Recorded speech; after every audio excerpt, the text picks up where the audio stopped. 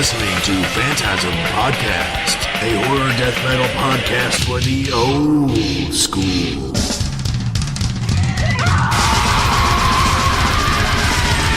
Join your hosts, Corey Gorechrist and Dr. Vincent West, as they stuff horror movie reviews and death metal interviews all in one body bag.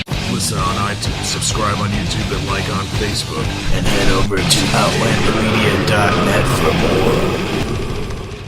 This is Nornagest of Enthroned, and you're listening to FANTASM Podcast.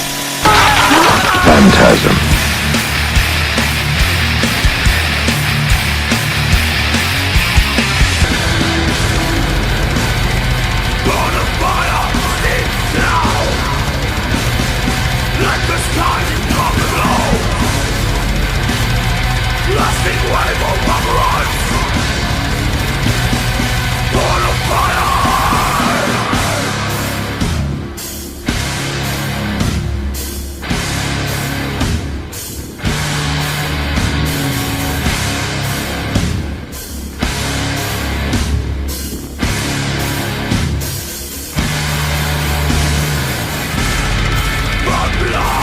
Alright, Corey Gorechrist, Phantasm Podcast. I have the honor of speaking with Nornagest of Enthroned. We're here to talk about Cold Black Suns, which comes out June 7th on Season of Mist Records, the debut record on Season of Mist. It's fucking awesome. First album from Enthroned in 5 years. How you doing, man? Quite good. Pretty much excited with the release of the album and all that's coming with touring and etc. So yeah, it's pretty busy time, but yeah, exciting times. Yeah, definitely. And of course, you know, your last record, Sovereigns, was such a fantastic record. So it's nice to hear. You know, we waited a while to hear the new one. So talk a little bit about the coming into this record from Sovereigns, how things maybe changed with you guys. Well, there was a lot of changes, as you noticed, like a different lineup. Right. Like it's a common thing with Enthroned, it seems. Right. So. Hey, 26 years, you know, it'll do that. Yeah. So we had first we had to take something like 1 year hiatus from the band because the other members had were pretty busy with their other band, Emptiness. Yeah. And then we had those lineup changes, label change. Yep. Name it all happened. Those last 5 years were like a roller coaster. Yeah. So it was a bit of a pain in the ass to focus on a composition, and you know, we had to just regroup, find new members. Find a new rehearsal place, find you know, a new record label, and I'm not even talking about the private life stuff, you know. So right. All that stress was kind of a good source of inspiration. You know, lots of bands would be like, "Oh my God," yeah. But we used that energy to, you know, that those emotions, that frustration, those things. As a source of inspiration for the album rather than to complain and, you know. Oh, yeah. You know. So, the composition started really about one year and a half ago. Wow, okay. Then, well, we had, each of us had his own ideas, but then we regrouped after we had to show, you know, the little things and the big things to the new members. We regrouped and started to work on those songs, and then then the recording process took place. So it's amazing. And then we go. Oh yeah, so it's been a pretty hefty road for you guys, but you managed to create the 11th Enthroned record there. So we thrive on that shit, you know. Yeah, you know, and then trying to see here. Any records you've been on quite a bit of the, you know, most of the albums since 99, right? Mm-hmm. It's amazing. And if you don't mind, we'll do a track by track of Cold Black Suns. Sure. Awesome. and we'll get started with the very first track. If I'm going to pronounce this right, if not, then please let me know.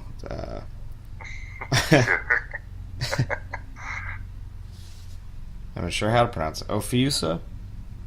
Yeah, exactly. Awesome. Hey, I got it. There we go. All right, track number 1, Ophiusa. Let's talk about that and the however you want to do it. The vocal, lyrics, song composition. Well, there's actually no lyrics on that song. Oh, it's an opening track. Okay. It's the opening track. There's a concept behind it, It's about some legends like around the Sultan of Europe, what is now known as Portugal. It used to be called Land of the Serpent. That's what Ophiusa means in the ancient language, Awesome. So you had lots of legends there, like occult legends related to what Christians would call the devil in that area. So we used that legend, and as we were there to record actually the music in Portugal, Oh, wow. it was a source of inspiration, and that track came up, just by getting inspired by the surrounding and everything. So that's just about it. It's basically the opening track. There's no lyrics on it. Just like you have a sample of an old Portuguese philosopher who's talking about the darkness and the beauty of the land of Ophiusa, but that's about it for that track, basically. It's fucking awesome. I love it. I can't wait to hear it and hear the not lyrics that are on it. Also, I'm gonna enjoy it. A good opening track. Then we got Hosanna Satana, which is the single that's out right now. You guys can check it out on YouTube. This track's fucking awesome, so I'm excited to hear about this one, lyrically and everything. This one is more like a missile.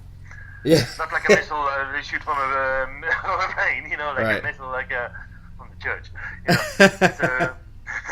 It's a traditional Satanism adaptation of a Roman Catholic canticle, understood as heresy or blasphemy by the profane.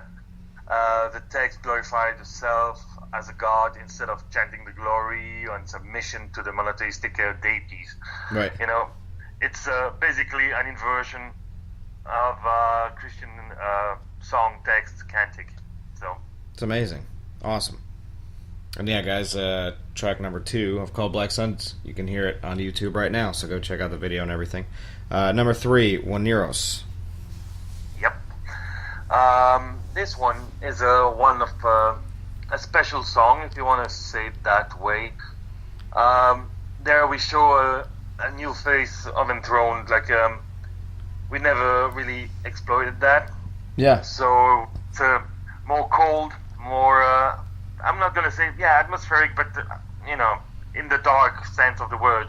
Not like with keyboards and all happy joy, Right. So, and lyrically, Juaneros is a personification of dreams in the ancient Greece. Sorry.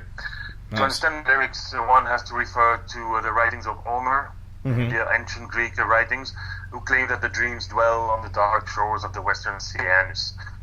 That the deceitful dreams would come through an ivory gate, which in Roman Catholicism, this description fits quite much the gates of heaven. Yeah. The kingdom of Yahweh, while the true ones, the honest ones, are issued from a gate made of black horns. Once again, if you take Roman Catholicism, that's pure hell. Yeah, that's amazing. And sometimes those dreams procure the sadistic approach of arousement that the ancient Greeks called karumenos oneros. And the song is about all that kind of a sadistic approach of arousement that you can have through dreams, but are turned into reality. So, something a bit different, something special. It's very... Each song of the album is related to a different type of culture or period in time, but all linked to the occult. So you have different views of the occult from different cultures or different period in time. So, and this one was about, let's say, influenced by ancient Greece. It's fucking awesome. Yeah, that's about as brutal as it gets, folks. So, That's amazing. Number 4, Vapula Omega. Exactly. So this one, more like a period in time. The lyrics are about the modern times.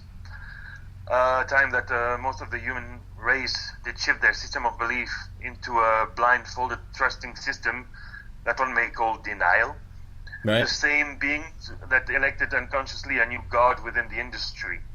You know, they worship the chimneys, their payroll, like they did in the past, the icons of old. You know, this is where Vapula, the demon of industry labor and inflicted slavery, leads their unconscious devotion with pride. That would be the lyrical concept. Wow. And this song is quite aggressive, quite martial. Some would say even you have some kind of industrial feel into it, but not really. Yeah. But it's really aggressive and really straightforward. So that's again something different that we didn't explore before. We're mostly dealing with traditional Satanism, occultism, and everything, which is still the case with this song. But we talk about what's happening now, around us with this song. So. Awesome. And then number 5, we got another song you can listen to YouTube on YouTube right now. It's Silent Redemption. Yeah. So the first single of the album, and this one, how can I say? It's more dealing. The lyrics are dealing more with the Shinto approach of the occultism. So Japan. A song about someone who ventures in within the Aokigahara, so the suicide forest in Japan. Yeah. Commit his deeds, Right. And tells the listener about his thoughts, his last observations, and wills. So something a bit more gloomy, a bit more dark, like not like promoting suicide, but like more like putting yourself in the mind of somebody who's going to go in that place, which is really, really. It has its own atmosphere. Right, yeah. And it's going to commit, the deeds, let's say. And musically, that's, to me, the most catchy song of the album, with that kind of still cold vibe throughout. So amazing. So, yeah, people can judge by themselves by listening to the track on YouTube or when the album is out, even better. Oh, yeah, it's, get the whole flow of it. This is what I prefer to do. But, I like to, sometimes I can't wait. So whenever I saw that track came up, I was like, oh, yeah, I gotta check it out. It's definitely a killer track. Number 6, Agoria. Agoria, again, a special track, something out of the ordinary for us. This song is built more like a mantra. So, okay. As you can imagine, we're going to travel to India now. Yeah. So, Agoria is more like an Agori mantra. So, for those who don't know, Agoria is an aesthetic Shiva Sadhu group feeding on human remains and practitioners of other necromantic and post-mortem rituals. Fuck yeah. So, yeah. So this mantra glorifies humility within magical and ritualistic practices. The main message in one is all-knowing and all glorious beneath the God, and one is glad to be nothing, as it leaves places for great learning and spiritual evolution. That would be the message behind that track. And it's really repetitive, but that's the main point, because it's supposed to be a mantra. Yeah, that's powerful shit. Awesome. Number 7, Beyond Humane Greed. So with Beyond, this one is a mix between what you could expect from Enthroned on Sovereigns, for example, with new elements. So once again, better to check it out, by yourselves. It's you have fast, you have slow, you have in that track you can find a bit of everything that made Enthroned from day one. Right. So it's a track that synthesized a bit everything we ever did. The lyrics are dealing with the Renaissance times. Okay. Like a pious man realizes that on his deathbed that everything he believed in, that his own church, was just plain hypocrisy and treachery, as the priest gave him the last sacraments in exchange for some handful favors. Right. So yeah, I like that. check the lyrics. They will speak better. And there's some stuff I cannot say on air Right. in the US. Yeah, we don't mind over here on Phantasm, but yeah, you know, we'll leave it to the listeners there to check it out for themselves. Yeah, for their own interpretation. Awesome. So be on the lookout for old number 7, Beyond Humane Greed, guys. All right, number 8, Smoking Mirror. Yeah, this one is like a track which is really slow. Nah, that's probably the fastest track of the whole album. Hell yeah. It's a 7 minutes of pure happiness, delicate flower things, you know. When we composed that track, and Mentor, our drummer, came up with when we heard the drums on that one, man, we were just looking at each other like, okay, that guy is just insane. He's just completely nuts. He's fucked in the head, you know? Yeah. So it's a brutal, quite intense track. Awesome. You know, so lyrically, Smoking Mirror is one of the names of Tezcatlipoca, the Aztec god, which is dealing about vengeance, delight, and seduction. Wow. So these lyrics are seen through the eyes of an adept of the Jaguar King, which is, you know, the high priest for the cult of Tezcatlipoca, during his communion with the god, what he sees and what he feels, and blah blah blah, through his visions, which is really intense, and all that experience is translated into music, basically. So that's what you have there, and awesome. That's pretty intense track. Oh yeah, I'm excited for that one. Got a fucked in the head drummer playing that one. That's awesome. Oh man. I'm still shocked about it. Yeah. Hell yeah. That's what you want. You know, it sounds like Enthroned then, so there we go. And the last track, it's the longest track on the record, Son of Man, clocks in at about 9 minutes 8. You know. That's probably one of our longest tracks in our discography, actually. Yeah, it's a hefty one. So that's my favorite for the album. And that's not my favorite, but I have a little crush on that one. Yeah. We spent a long time to work on that song.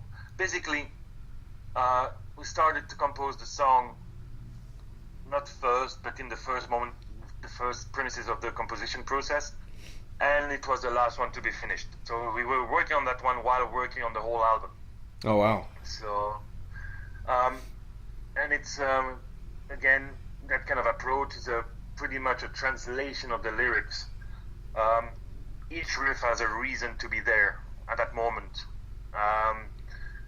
Because the lyrics are dealing, okay, when I'm going to mention it, it's going to sound, oh wow, super original. You know, yeah. But we tempted to take a different approach of it. We're dealing about Lucifer's fall. Okay, right. No, not original. But here we do it from an anthropological approach. Yeah. You know? So legend and myth of Lucifer's fall, and it's across a global view through several cultures, but in one piece. Yeah.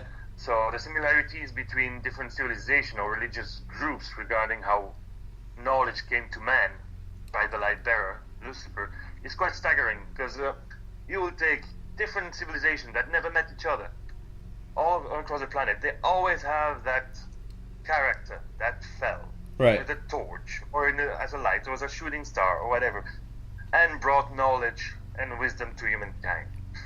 So basically Lucifer. Yeah. So we put it all that together. I put that together as I wrote the lyrics. Right.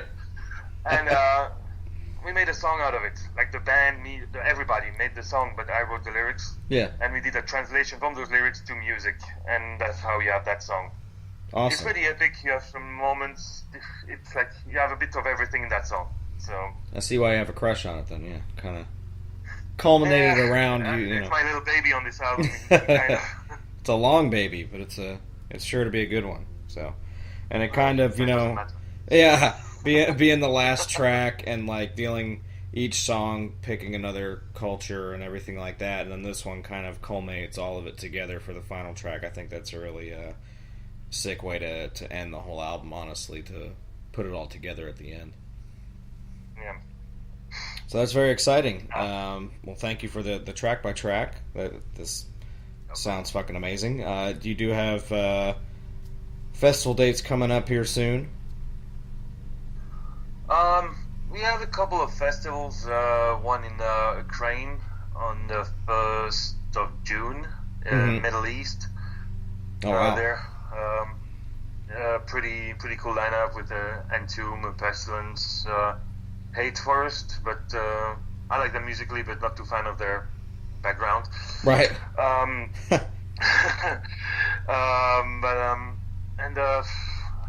Archgoat, Stargeist, and other bands, all the killer bands are playing there too. Nice.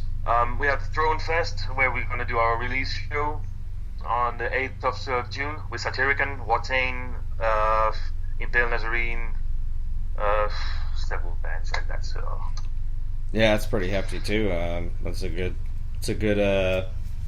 It's in Belgium too, so you get the home release there. That's gonna be awesome. We look forward. It's gonna be awesome. Like, we have a huge following here, so yeah. That's amazing, man.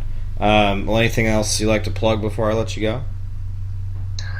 I think you summed it up, so it's all fine for me. It's all good. Are you a horror movie fan at all? Oh yeah, I like my horror movies sometimes. Like, to me, one of the best ones that was released the last years is still The Witch. You like The Witch? Yeah. Yeah, it's more like a psychological, but that's my kind of thing. I prefer that than the gory thing. Yeah. You know, gory thing at some point gets a bit boring to me. So I prefer that when it plays a bit with your mind. Do you like The Shining? Yeah, definitely. So do you like The Shining? Oh yeah, but that's a classic. Man. Yeah, that's one of the best ones. Yeah. Well, I actually saw it. Me and my co-host saw it in theaters, and I'd never, I'm younger. I didn't get to see it in theaters, so that was just the psychosis of that film on a big screen is just so much more. It's just insane, the way they shot that film, and that's really the way it's meant to be seen in a theater, because it just makes you almost go nuts with the Jack Torrance character, kind of. The music and the way the shots are, done and everything. Yeah, especially with that music of Berlioz they have in there, like, and everything's like, wow. Yeah. It's crazy shit, man. This is Nornagest of Enthroned, and you're listening to FANTASM podcast. Fucking awesome, man. Oh, Cold Black Suns from Enthroned comes out June 7th on Season of Mist. You can pre-order it now. You go on their YouTube page and listen to a couple tracks on there. Check them out, like them on Facebook, and if you're in Belgium, catch them at their CD release show there at Throne Fest. So yeah, this has been amazing. Thank you so much for your time, and we look forward to the new record, man. It's gonna be sick. You're welcome, man. Welcome, man. Hey, thank you, man. Cheers. Cheers.